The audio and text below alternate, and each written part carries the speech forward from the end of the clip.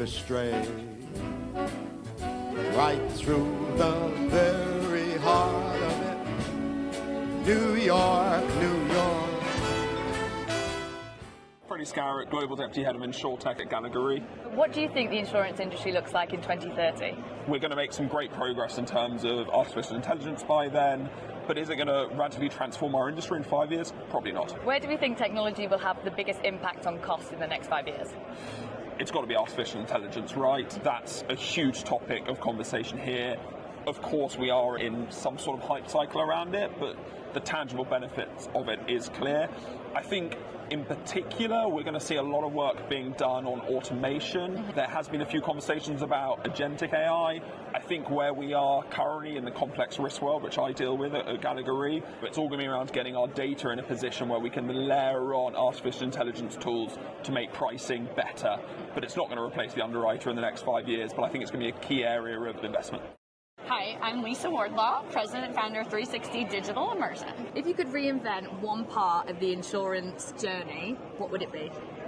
Oh gosh, for me, it would be dynamic decisioning and dynamic movement of data across the entire risk spectrum. So less static, more real-time and dynamic. And then, biggest key takeaway from the last couple of days? So far, I'd say the biggest key takeaway has been we are no longer experimenting with AI. We are definitely deploying it across everything. I would say that the biggest takeaway is we're not yet at an enterprise level. So think enterprise when you think AI. Thank you. I'm Alex Bond and I am a Managing Director of FinPro, which is an executive search firm in the Insurtech space. So in the age of automation, what do you think is the role of the human in insurance? I've been talking about this a lot with my team. A few people, everyone's talking about AI. Every tech vendor I talk to is talking about AI and like AI and automation. And we've come up with this kind of like, obviously we talk about human in the loop as part of the AI kind of like stopgap or safety, or we talked about humanity in the loop. So there are points at which that just as a society and as people, we are going to want that trusted advisor. And yes, AI is going to be great, but I don't think as a society we're going to fully accept that if my house burns down, I don't get to talk to a human. Even if there's a straight-through auto-processing of my claim, I want that kind of human interaction. And I think it's the same on kind of commercial insurance. Like, are we going to get rid of the broker kind of underwriter relationship? Not yet. I don't think we're ready. So where humans have that kind of relationship building skill, where they have that kind of need for that human interaction, I think that remains. And finally, whose podcast is better, mine or yours? Mine! Better subjective, bigger, mine. But you'll be catching me up really quickly. Andrew Pedler, Vice President, Reserve UK. How do you see technology improving the customer experience?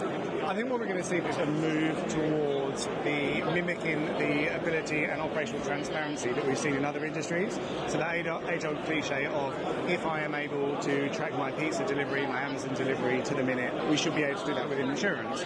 The biggest effect that Uber had in terms of customer experience wasn't actually, for example, what time your taxi would arrive. It was taking the uncertainty out of the situation. So you knew that your taxi would arrive in 5 minutes, in 10 minutes, and that brought the uncertainty out of the process. If we can do the same for that in claims, then we are going to remove that kind of anxiety out of the claims process, which is something that we're trying to do at Reserve, so to provide that operational transparency and access to the customers.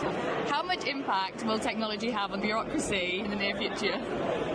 I would like to think that a lot of the administrative burden will be taken away from claims handlers and anyone in the insurance value chain. So I see a lot of that will go. I don't know if insurance are going to get rid of bureaucracy. It feels pretty embedded in everything that we do, and sometimes for the right reasons. It's a regulated product. Regulators are going to have that element internally, and there's going to be bureaucracy. We have to have controls around what we're doing, both from an underwriting and a claims perspective. Mark Wilding, Digital Product Development at Aegis London. In the age of automation, what do you think is the role of the human? I feel like the more automation we have in this industry, the more you'll see expertise in the human in the loop aspect on there. Novel ideas, I would hope, are still going to be undertaken by humans. So anything new, anything exciting, anything that fits outside the norm. There are percentages of things that can be done within an automated space. There's always going to be an element that cannot be done. So it'll allow great scrutiny of risk, it'll allow greater consideration of what we do in that area. So expertise will become more expert. How do you see technology improving the customer experience in insurance? Just need to look around. The amount of companies here that are doing things that make life easier for customers, that give greater accessibility to products, to ideas, to claims processing, to all aspects of the insurance journey. So yeah, lots of variety here, lots of people doing lots of things with a customer-centric view. New York, New York.